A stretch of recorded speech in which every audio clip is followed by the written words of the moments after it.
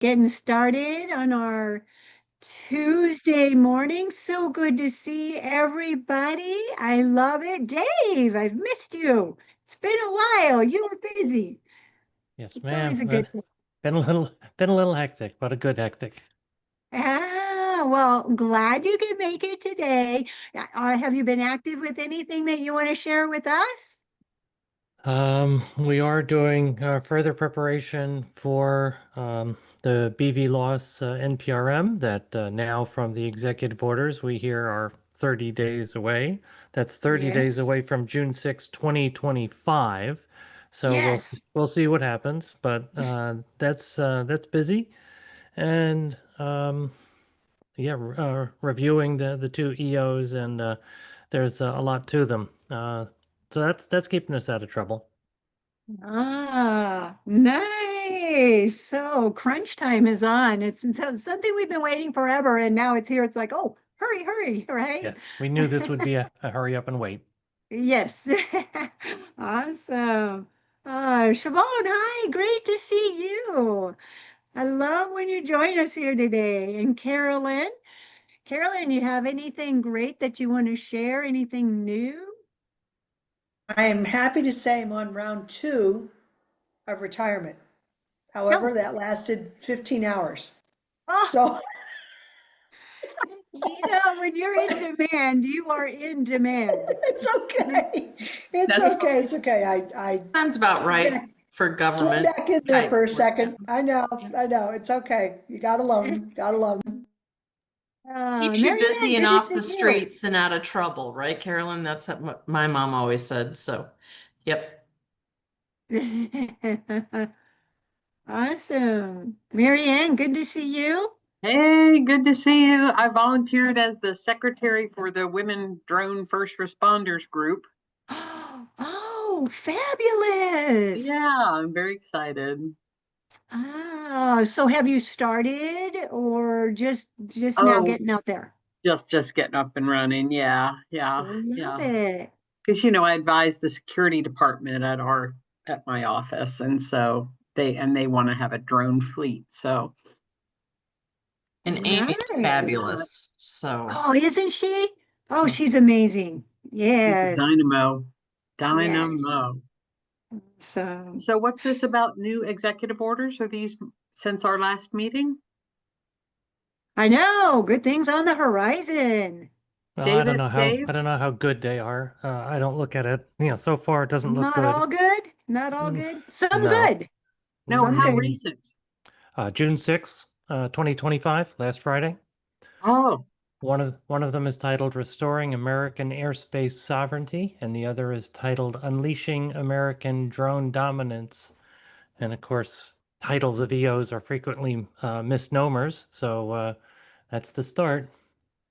So Mhm. the Restoring American Airspace Sovereignty appears to have an extraordinarily heavy hand on counter UAS. So we'll keep reading and see how this goes. Awesome. Well, thank you and keep us posted. But Oh, with that, I am going to actually segue over to our spotlight speaker. We're super excited to have Tonie here with us today. So, Tonie has been an educator for several years now, and I personally have worked with her on the FAA FAST team in San Diego. And I admire her. She's so knowledgeable. And I am so excited to have Tonie Smith with us here today. So, Tonie, I'm actually just going to segue right over to you and I'll make you spotlight. I know you have a presentation to share as well. I do, and I appreciate the invitation, Desi. I know it's been a while, although myself and my classes, we try to log in to Coffee Connect at least a couple times a month. It's been a while since I presented. In fact, the presentation today, it's taken on a whole different perspective from what my previous presentations were. So we appreciate the opportunity to be here. I am going to go ahead and share screen. I have some slides this morning, but the focus that we're going to have today is on education, right? And how from within education, I feel we can do a better job maybe of supporting that workforce development need, but then also how those in industry and even students and teachers can also provide feedback that is going to play an essential role in the development of their programs. All right. So we're just gonna go all out. This should be fun today. Please put your questions in the chat. If you've got feedback, we'll stop along the way to get your thoughts and comments as well. But education, the final frontier. Now, does that mean that I think it's the end all? No, this is more of a personal statement. Like, is this where I'm going to be for a while?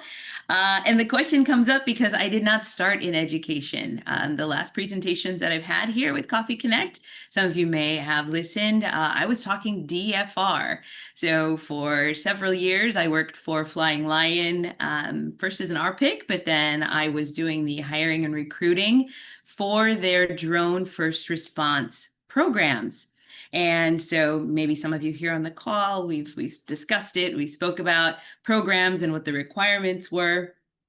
This is going to kind of take the lessons learned from that role that I was in as a recruiter and now the transition into education to see where we can create that bridge and maybe help educators and students, make sure that they're on the right pathway.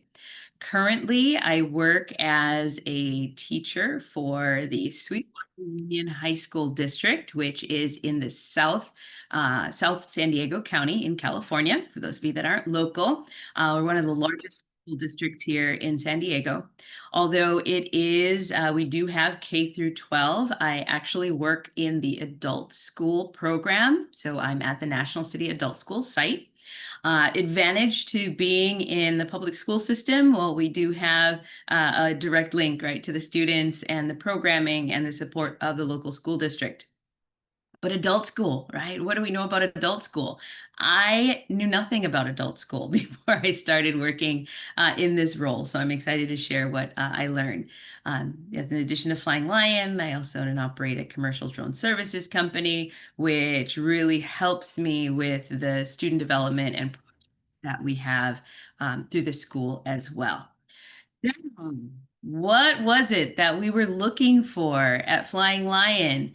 Anybody can learn to fly. And I think is one of the biggest takeaways from my time as a hiring manager and recruiter was that even those that are applying for jobs and responding to posts, they think, hey, I have my 107. That's really all I need. But as hopefully see the video clip, there's so much more to it. As I was screening, I really was realizing that without formal education and without having guidance and an outline of what the expectations of a position were, it was nearly impossible for people to just on their own come into an interview or respond to a position and really be able to highlight their qualifications.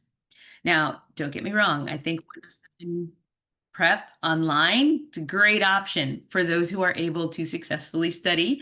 And maybe you're just good test takers. But I'm pretty sure many of you would agree, if you're in industry, that just having a 107 and being able to pass a test does not make you an asset in the industry, right? So what does make you an asset in the industry? Understanding the needs of the particular sector that you're in. Okay, so those staffing challenges that we had, dozens of applications, but did they qualify? Not necessarily. Had they ever had any flight safety training? The majority, no. Did they have flight logs? Had they been documenting their equipment maintenance and keeping track of how many flight hours they had so that they'd have a log to hand in at the time that they were applying? Most did not. I found that many of my interviews actually into training sessions because I was walking applicants through, well, hey, we're glad you applied, but open up the web browser and I'm going to show you, where you can go to make sure that you're registering your aircraft. Let's talk about your flight logs. This is how you're going to log. This is how you make sure that, you have an account and that you're keeping track of your information. Just general employability. although it's an excellent opportunity for individuals to work as sole proprietors or set up their own business, those that have an interest in coming in as a staff pilot or maybe taking a job with an organization that is just working in the development of tech, they've got to meet those minimum employability requirements. Having transportation that's reliable, making sure that they're consistent with their reporting and attendance, having basic computer skills and the ability to transition and adapt new technology, whether it be software, a program, a process. Now, training potential is related to that as well. One of the cool things about DFR programs is that no one was coming in with experience already on the platforms itself that we were using, but companies that are using unique programs are also willing to train, and that training adds so much value to those individuals that are joining the organization. Okay. Now, these challenges that I had, they're really not unique to DFR. I felt as I spoke to others in other industries, whether it be construction or delivery or just general R&D, they have similar challenges, right? So I was invited in one day as a speaker to a school that had a drone program locally. It was close to one of my locations that I was recruiting for. I had never heard of this program. And when I went in, I realized why. They were challenged with preparing students to be career ready. They had had a drone program for a few years. They had instructors who were coming from the academic field who didn't really have a good handle on what was going on in industry. So, of course, if those that are instructing and teaching aren't clear on industry needs, it was really challenging for them to meet, to make sure that their correct curriculum was preparing students. So they're like, please, please, please, can you come in and help us? Our teacher is leaving. We have a position open. And I thought, this is a great opportunity. I am right across the bridge from my most demanding locations. If I can train the pilots that I want to hire, I'm going to kill two birds with one stone, right? I can staff, but then also have a funnel of students coming through. I had a 1-year plan. I wanted to be able to create that curriculum and be able to then share it with other teachers and educators that didn't have the background in the industry that I had. And guess what happened to my 1-year plan? I have failed miserably. And I haven't failed. What's happened was I was very unrealistic with my expectations of how challenging it could be to curate that kind of curriculum within a year. So here I am, 3 years later. All right. This was me my first year. I was like, what have I gotten myself into? The nuances of being in traditional educational environment, but then trying to teach to a technical pathway where the technology and the demand is always changing was a lot harder than I expected it to be. But I didn't give up.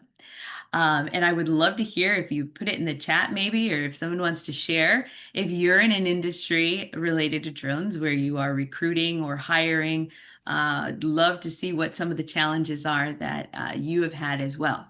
If you're an educator and you're looking to implement a program that uses drones as an educational tool, share those challenges as well, and then we'll hopefully address those here in a bit.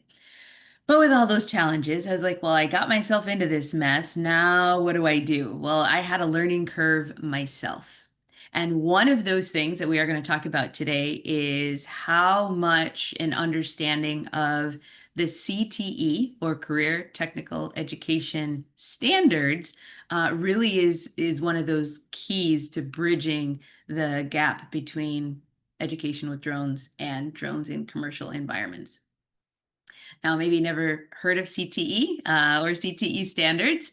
CTE standards really describe the fundamental knowledge and skills that students need to prepare to transition into post-secondary education or a career. So after high school, what can we do to give students some of those essential skills that would allow them to be a success, either in going to an accredited college or another trades program, or perhaps transition into a job opportunity where at an entry level, they're able to then take additional training and build a career in a specific pathway. So that's what CTE is all about. Now, I'm showing the CTE California standards, but one thing to keep in mind is that the standards that your state uses vary. And I do have a link that I can share here in a bit, all right? But CTE in general, it's a legislative framework that without an understanding of that framework, it's impossible to present curriculum to teachers that they could actually teach to have it board approved, funded by grants, and approved by their school districts overall. So it's kind of like this chicken and egg situation that I call it. Education needs to better understand industry, but then industry also needs to better understand education. So how do we create that bridge? First thing, understanding that the CTE standards vary, right, from one state to the next. Now, the standards themselves are not specific to a job. The standards take categories of employment, areas of employment, and identify what the strengths and general skills are that are needed in each one of those sectors. Interesting thing about the California CTE standards, they were adopted back in 2005. Now let's think about what the drone industry was back in 2005. Had any of those skills been tested out? Was there enough feedback so that those who were sitting down and developing those standards could really incorporate these thoughts into the standards? Yeah, not really, right? It wasn't there. And so what we have to do is get really creative about looking at the standards themselves and then pulling out the pathways and the skills from each one of the sectors that are defined, and then creating curriculum that incorporates all of those elements. Now, there is, if you want to scan it, you can take a look at the nice California standards. Otherwise, I can drop this link in the chat. Let's see. Also, Tonie, we do have a couple comments in our chat, Okay. kind of based on the question that you had asked of them. Absolutely. Linda had said that we would like to hire people in sales, engineering development, and support roles who have basic drone experience. And it's been very difficult to find those sort of people, especially through like networks like Indeed and such like that. Yeah. And go ahead. Did you have any Absolutely. I comments? can address that. And I find on the educational side, I completely understand where you're coming from, because while my students initially were coming out of my courses with an understanding of the drone technology, it very quickly became evident that I needed to kind of funnel them into a specific pathway to support the career that they wanted to have, where they were going to use drones. So if it's engineering, well, now we're going to have to enroll them in a program and understand the basics of engineering. If they're going into construction, well, they need to understand something about construction trades and infrastructure. If they are going to be in civil engineering, right? Okay, well, having a Part 107 and being proficient at flight is not going to qualify them to meet those minimum standards of whatever you're posting in your Indeed post. So part of the objectives that I have now for my class is early on, we start talking about these different industries that are hiring, where drones could be an element of your job description, but that your base knowledge needs to be, you need to have a foundation in whatever that industry or career is. So I think that was Linda. Yeah. Yes, yeah. Sales and engineering, absolutely. I'm not teaching sales and engineering, but if that's something that you have a need for in your area, I'd say definitely reach out to the schools and let them know. That's the great thing about drone technology. It isn't in and of itself a job, right? So everyone who's using drones, you're using it as a tool, but that tool still can be trained a specific outcome or desired outcome or purpose. So reach out to the schools teaching drones because I'm sure they would love to hear from you. And then they can adjust their curriculum based on what the need is. Awesome. So Another question? we do have a couple more if you want to take a minute to address some of them. Um, and David said, have you considered seeking talent for drone-based jobs from the FP racing community? And he talks Yeah, about, the size and their capabilities, yeah, and they can absolutely. design and build. Listen, anyone who was flying, and whether it was for hobby purposes or they were flying FPV or they were really, really proficient with flight, it's great because especially those coming from a build background where they're building their own, they're programming their own FPVs, that speaks to an interest that they have and a proficiency that they have in working with the technology. Now, here's where, at least in the DFR world, that created an obstacle because for a lot of these positions, the majority of what the pilots were expected to do was not actually flying, right? So it was maintaining and managing a system. So troubleshooting, overseeing, checking out error messages, checking connections. And for those that are extremely proficient in FPV, it just wasn't an interest that they had, right? So those in FPV to develop those skills, yeah, absolutely. The technical skills was an advantage, but not being able to actually, manually fly an aircraft and work through teleoperation systems, it's just in a different wheelhouse. So while we do have some of our pilots that are still doing, I know at Flying Lion, although I'm no longer there, I know they're still doing really well. They did come from an FPV background. Absolutely.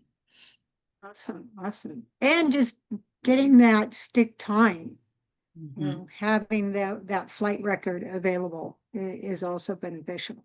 Mhm. So, and then one more, Carolyn had said that flexing our existing asynchronous coursework to the needs and the goals of the students to enroll in the course.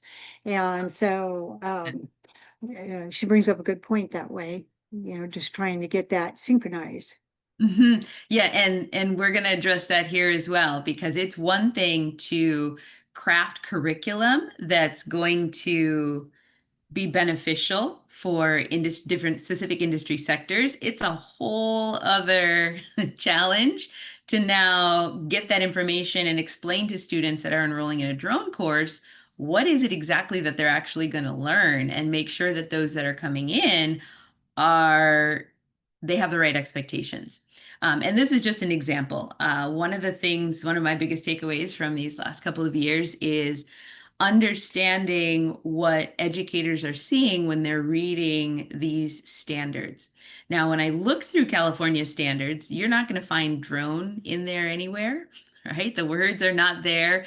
What we do find are skills, and pathways and certain standards that you look at it and you read it and you go, well, yeah, of course, that would be essential for someone to be successful in developing a career using drones, whether it be in engineering, design, and infrastructure and info systems. So, for example, we have here in the actual description of the transportation sector, they mention airplanes and then they mention specialty equipment. So initially, my thought was, well, of course, when we're talking about understanding airspace and designing of airports and air traffic management and UTM and AAM, all of those things seemed to fit in my mind very well under the transportation sector. But what do we see in most college and high school drone programs, there is very little discussion of anything related to airspace or air traffic management outside of 107 prep.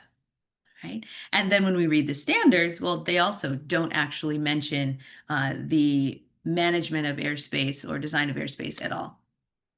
If we go over to the infotech vertical, here they mention robotics, which is really where a lot of the schools, middle schools and high schools, are focusing the attention, which again is amazing. This is not to say that the curriculum that's existing is bad, but does the curriculum match the future demand for aviation in general, and then specifically remotely operated aircraft? Does it? Well, you'll have to read the standards for your state to figure that out. But what I did see is, at least for the state of California, drone programs are designated according to state standards as an infotech pathway. Meaning, in order for those programs, if they're being reviewed by school boards or considered for funding, and for the hiring of instructors and teachers, it's in an infotech vertical, right? So the standards for infotech also have to be built into the program. A successful infotech program could include building of a drone, programming, indoor robotics. We could do block programming. We could do, design challenges and all of these things. But interestingly enough, one of the we hear from students coming out of this program is they never actually flew a drone outside, right? So if we base the curriculum on a CTE level on a program that doesn't actually introduce the essential concepts of operating in a commercial environment to the students, we're missing a big chunk of what's needed to transition these students right using drones. And I hope that made sense to everybody. And if not, let me know. Okay, so did I mention I'm just finished my 3rd year? So this is a lot of information, right? Remember, I've been trying to detangle all of this web because I'm still trying to stick to my original objective of let's smooth out this pathway between CTE students and being employable and career ready. So what are some of the advantages that students have when they're coming into a CTE program? These are some of the things that we picked up. The career exploration element is so very important, because I know for myself personally, when I was first introduced to the use of drones, I was like, why did nobody tell me about this in high school, right? How did I not know that this was an option, that I could take a skill, something that I was good at, something I was interested in, and develop it into a whole career? So part of what CTE programs receive is support from additional services, either for ESL students that maybe feel that higher education is an obstacle because, oh, it's a lot of books, it's a lot of studying, they're not familiar with the terminology. So the students are able to receive additional assistance to improve their language skills and their confidence. Ground school in and of itself, and being, again, bilingual, I have an advantage. But I tell my students when they're coming in, I don't teach ground school in Spanish, because you've got to be able to understand and keep up with industry standards in English. So although we can incorporate explanations and an understanding of the terminology, it really is up to the students then to be willing to learn, right, and take on that challenge, because quite frankly, aviation and 107 regulations, it's a new language, whether English is your first language or not. Right? If you've never studied things like lift, and you've never read a sectional chart, and you have no idea what a METAR or a TAF is, well, that's going to be new terminology in any language. So in my class, I've got these big posters, right? They're the power of yet. So it's the, I don't understand this yet. This doesn't make sense to me yet. I'm not good at this yet. And I feel like coming into an environment of, a tech career, if we can open up that mindset for those that are starting out. It's going to be an advantage both for the students and then also for their potential employers. Our school also does like resume prep. We do interview practices. We have assistance from disability and resource instructors who perhaps a student is coming in and they have a learning disability that they've never realized they had. They just knew that they struggled. They struggled in middle school. They struggled in high school. They struggled to finish their assignments. That can really impact a student's willingness to reach out for specific career goals. I have some students that with the assistance of DARK, they do amazingly, extremely intelligent, very capable, and we certainly don't go easy on them, right? Sometimes we have the misconception of, oh, well, if someone's got a learning disability, you have to lower the standard of education. That is absolutely not true. What we have to do is pay attention to the particular learning needs of the students and see how we can adjust their curriculum or the way the information is presented so that they can learn their learning style and their learning needs and then be successful once they are on their own independently. Right. So our student engagement, it starts with the 107 prep, then goes to FA resources. I teach from the FA websites because once they leave my class, well, the expectation is that the operators keep up. It's not just the recurrency every 2 years, but we were talking about earlier, the newest and the latest in what's coming out and what's happening. Well, if students don't know where to find that information during class, they're not generally going to look for it after class. So that's something that's really important. One of the complaints that I would get from my students when they'd first start my unmanned aircraft systems operations course is, are we going to do this checklist every time we fly?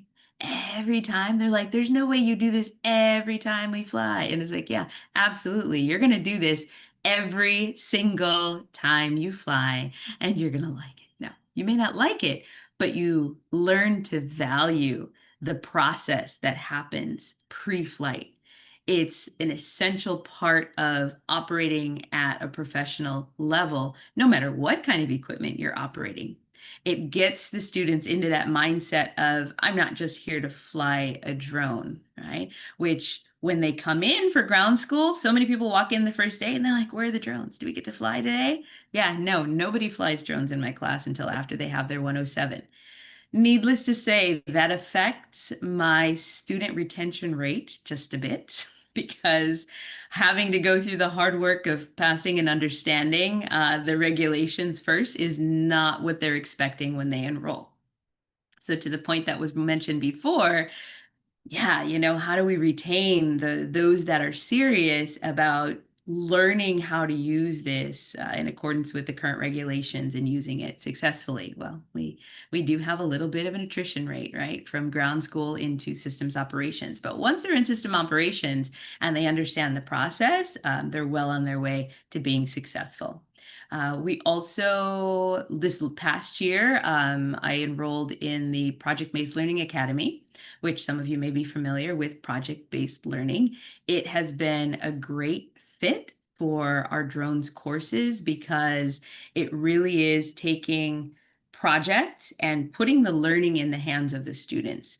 If you're not familiar with PBL standards, it's kind of a nuance of, it's not your traditional lecture reading test. It's instruction, demonstration, objectives for a project, and then allowing students to determine their outcomes as well. And then industry events. So we've run into some of you at CUAV and other places. So integrating those safety principles, it's taken me from wrong direction, taking me from learning to fly, FLI, when I was at Flying Lion, to fly. I hope you like my pun there, right? But really fully integrating this idea of safety into the operation of drones. Recently, and I'm not sure if they're on, but the San Diego County Office of Education did a fantastic job with hosting Drone Safety Day at their tech campus. And what I really loved was they brought in those organizations that are using drones and have fully integrated drones into their process so that students could get some real world feedback on how that technology is effective, but also to set the standard of what they need to do. So we appreciated that. So yeah, CTE, it supports the implementation of technology in all of those different sectors. But there's still a gap, right? There's still a gap there a little bit. When you have educators that are not familiar with the inner workings of what companies are doing with drones, it's nearly impossible for them to prepare their students to be career ready right out of the classroom. So the more communication that can happen surrounding that, the better. So I would say make yourselves available, right? If you're in industry, make yourselves available. If you're in education, don't be afraid to reach out to some of those companies to get outlines, or other schools if they have successful internship programs or recruiting programs set up. Ask for their course outlines, right? We have them. Creating training opportunities is also excellent. And the training is not just for the students. Include your teachers in those training opportunities, because again, the more that they have an understanding of what the expectations are, the better they're going to be able to craft their curriculum in the classroom to meet those standards. And then understanding, again, the desired outcomes is great. Okay, and then there we have a bridge, right? So remember, instead of like a chicken egg, like which direction are we going? Where are we going? It's really exciting to see that the direction that the industry is going in. Most schools are having industry advisory opportunities. I know our school does it once a year, twice a year. If you've never heard of industry advisory, it's essentially where the administration and the CTE program instructors reach out to industry and they say, okay, come in. It's usually either an in-person or we do it on a webinar. The teachers walk through what the curriculum is that they're teaching to industry. And then industry is invited to say, yeah, we used to do that 5 years ago, but we're not really doing things that way anymore. Or to say, hey, this is what we think you should leave in your program, but maybe add in this element because our needs as employers have changed. It's a great opportunity for those in industry that are doing recruiting or hiring or talent searching to be able to influence the talent pool locally. So industry advisory is great. Educational programs. There have been some interesting conversations had over the last 3 years with suppliers. To teach a commercial program, one of my thoughts was, I can't teach a commercial program using educational drones alone. Educational drones are great for specific elements that are included in our industry sectors. But how do I make a candidate hire ready, job ready, and qualified if all they've flown is a Tello? Okay. And indoors, they've never flown outdoors. If they've never had the opportunity to troubleshoot a drone in the field when it is just not connecting, or how are they supposed to know how to manage the upload of a KML, a KMZ, if they've never done that before? How are they supposed to be proficient and confident going into a new position if they're handed a drone and they're like, but somebody put the batteries in for me at school. I'm not sure how this works, right? So software companies, hardware companies, or training companies that are in the commercial sector, it's really awesome if you offer educational discounts. Not all of them do. right? There's a few, and I didn't put their logos in here because I don't want anybody taking screenshots of this and then telling on me later on. But I'll tell you what's really where we've had great success. And I'm sure there are other companies out there. So if you find some or you know of some, please drop them in the chat because it's a great resource for everyone. But I'll just name a few. Have a good partnership with a hardware distributor. Personally, we use Drones Made Easy wherever possible because they've been amazingly flexible with things like purchasing cycles. It takes a long time for schools to get things approved sometimes, and it's unfortunate. And in their case, it was an exception because it took way too long for their PO to be paid. However, the students had the equipment that they needed. We were even able to work directly with DJI, who doesn't discount. DJI was great about, linking in and saying, hey, well, what are you using our equipment for?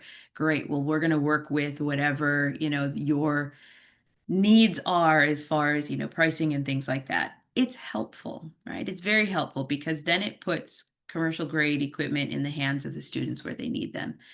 Drone Deploy as well is another one. I know a lot of the schools with GIS programs are using Pix4D or other programs.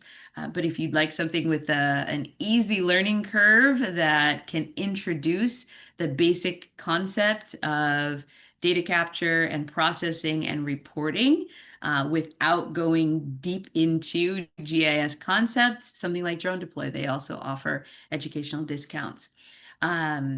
Well, they're not Airware anymore. There's a few. We've had challenges.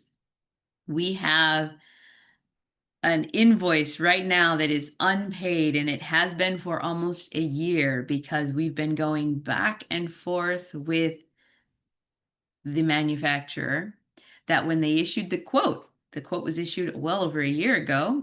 Quote was okay, approved. School purchasing processes are slow. It finally got to that final approval stage, but guess what? The original quote had expired. And our district policy is they don't pay unexpired quotes. There just is no wiggle room on that. So we go back to the supplier. Hey, can you change the date on your original quote so that we can actually pay and submit a payment? No response for months at a time. And then when they did, it was a nope. That quote was the quote. We need you to pay. We're going to send it to collections. It's been a challenge because they're not understanding that when working in education, you have to be somewhat flexible, right? So I would say those companies that are wanting schools to teach to their equipment, be willing to work with the schools and communicate at the outset what those purchasing requirements are. And then project-based learning support, that's going to come from the community. We love when, a realtor calls us up or a company calls up and says, hey, we've got this thing. Do your students want to come out and, use their drones to help us on this project?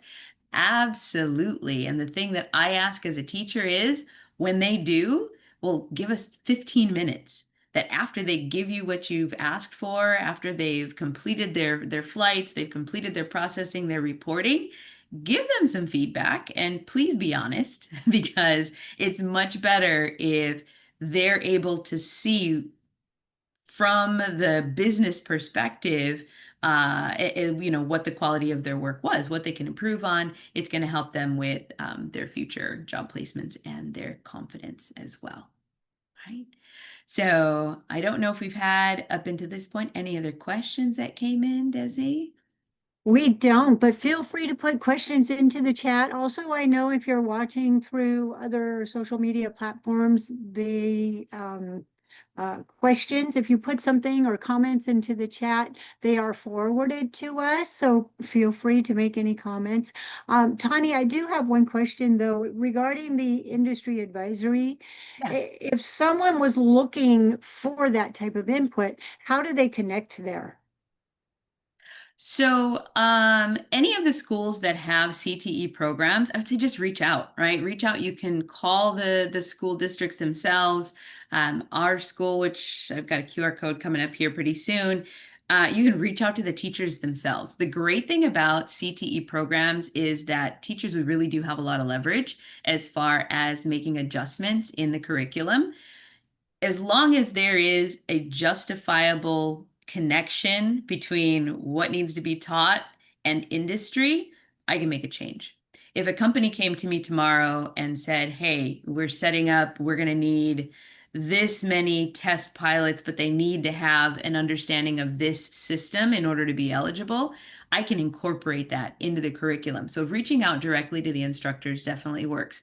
But contacting the districts and the resource teachers to say, hey, we understand you have this program. Is there a possibility that, we could make suggestions or requests or establish a relationship or a partnership that's going to be beneficial to the students? 100% of the time, I'm pretty sure they're going to say yes, because the desired outcome for CTE is job placement, especially schools and organizations that are receiving funding. I have to report every quarter, every year, who's gotten a job, what our gains have been, how many of our students have been placed, whether it's in industry or somewhere else. So even if I have students that realistically don't have the skills or the interest level to go specifically into a drone operator position, I'm making sure that my students come out of my course with employable skills. We are using Microsoft Teams, and they have to digitally submit all of their assignments. They are creating a professional bio, and they're setting up their LinkedIn page. They're going through resume writing and updating. So if what you're seeing is that where you're at, you don't have candidates coming either out of the high schools or out of the adult schools or even the community colleges, reach out to them directly. That'd be great. They'd love that information. Awesome. Awesome. Yeah. So there's been a lot of fantastic presentation. Thank you for the accurate look at the educational challenges. And you just brought up so many valuable points as far as making that connection and, like you put in your presentation, that bridge. And so I truly appreciate that. If anybody has any last minute questions, Tonie, can I put your contact information into the chat? Absolutely. And I also have it, I got it, I can put it up here as well. And kind of to address the other challenge that was mentioned at the beginning, like how do we find the students? And in speaking to one of the instructors, even because like Grossmont College here in San Diego has a drone program, Southwestern has a drone program, some of the high schools have drone programs. I have a hard time getting the word out there because I think most of our schools were not visible enough. So my students will be visible. They're going to be at the San Diego County Fair. If any of you go out to Del Mar at any point in time, check us out at the Student Showcase. My goal this year is to put our program in places where people will see it as an option and an alternative. So hopefully that will increase our enrollment. If we have increased enrollment and participation, then we'll also have more candidates for industry to pick up. And yes, my contact information is there. And if you're like, why so many email addresses? Well, they use my full government name for my school email address, but you can reach out to me at the school account. But over the summer, I try to limit how often I'm checking my school account. So you can reach me at my commercial email address as well, or give me a call. The QR code there, if you're in the Southern California area, you want to contribute to our industry advisory, or you want to find out more about our programs or send students my way. Eligibility is from 18 and up. I've got students 18 to 80 some semesters, right? Send them my way. And if there's something that you'd like to see in CTE, or if you have a tool already that's really working, I'd love to hear about it as well. Send it over. Fantastic. Yes. So I did put your contact information in there. I did also put in your website, and so they could reach out via the website as well. And Tonie, you're just always a wealth of knowledge. So truly, I do appreciate you coming and spending your time here, sharing with us on the Coffee Connection. And if anybody has any other questions, feel free to reach out. And so we'll wrap it up with that. But just thank you you so much for sharing. Thank everybody for coming here this Tuesday morning because we look, well, okay, Tuesday morning in Southern California. Uh, depending on where you are, may not be. I know Sheila's ready for lunch. But we just thank you. Thank you so much. And take a snapshot or make sure you save the chat because I did put that information in there. Hey, Desi, we All got right. one last question that came in on All LinkedIn. right. They'd like to know Tawny's thoughts on integrating the bridge at the university level. Yeah. Excellent. Thank you, Sharon. No, absolutely. And that can be a bit challenging as well. Now, the great thing about being at the university level and incorporating drones is that you already have those established pathways, right? You've already got your engineering programs, you already have your computer programming, you already have your, software development and your gaming programs. So it's just a matter of taking those established career tracks and building in the elements that would allow students to finish with an understanding, a better understanding of proper implementation of drones. Now, one of the challenges that when I'm talking to industry, they're like, yeah, we got students coming out of the university, they've got a degree and all of this. They've never actually flown a drone and they have no real concept of airspace safety. Now, we think about something like drone delivery. It's great that programs can prepare. We can do the aircraft, the design. We've got the research and development for the actual craft themselves. We've got on the back end, the programming side and the development of the systems and the components. But if someone is designing components and we're still missing the actual requirements for the flight environment, that's where then we have another disconnect. So making sure that there's a good understanding of, again, that final outcome is going to be important for students that are specifically in a track where they're serious about using drones. One of the things that I did see, the FAA still has a great airspace safety initiative document. And I thought it was amazing because reading through that document, you can see it has a direct correlation to a lot of the CTE elements built right into the text of that document. So maybe taking something like that and then looking at your program to see where you can build those elements in. It could be also recommending, I have students that are dual enrolled. So I have students that come to me from Southwestern College because maybe they took the accredited course there, but they need the actual tactical flight and practical practice. They come to my course. Same thing with Grossmont. My focus is not on videography and film. They do a great job over there with that. I'm focused on the technical aspect of the use of the drone. So encouraging students to look for the programs that are going to meet that need that they have for their application, I think would be a quick solution if building it actually into your program is difficult. Awesome. Awesome. I always love that you try to connect with other programs that are within the community. And so, yeah. Yeah, I think it's so important because especially for education, we've got to learn from one another instead of everyone recreating the wheel. The other thing that we do is our students do use USI curriculum. They've updated their curriculum. So if you haven't taken a look at that in a few years, at a college level, they now have a VSO ground course and a VSO flight. I think it's line of sight. I think it's their line of sight course. Don't quote me. Reach out to your salesperson for USI and they'll tell you what they have. But they have added a focus of actual practical hands-on, which I think is a huge improvement over maybe, just the academic elements that they had initially in their curriculum. So at a college level, it's great because it's a college level curriculum. It's built for accredited universities. That is good news, right? Getting that hands-on. Awesome. All Absolutely. right. Well, thank you, everybody. And we'll wrap it up for this wonderful Tuesday. Tawny, you are fantastic. And I thank you for sharing with us today.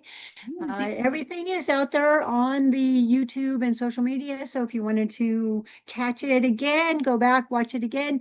It is on the Women in Drones live YouTube. And so just in case you missed anything and you wanted to go back and see it again. All right. Bye, everybody. We'll see you next week. Bye. Thank you for Bye, having me. Arlena. Bye. Thanks, Tani. That was great.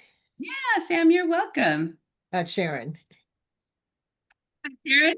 Oh, sorry. I didn't hear. I Okay. heard a voice. It sounded like Sam. Thank you, Sharon. Yeah, no problem. No, nice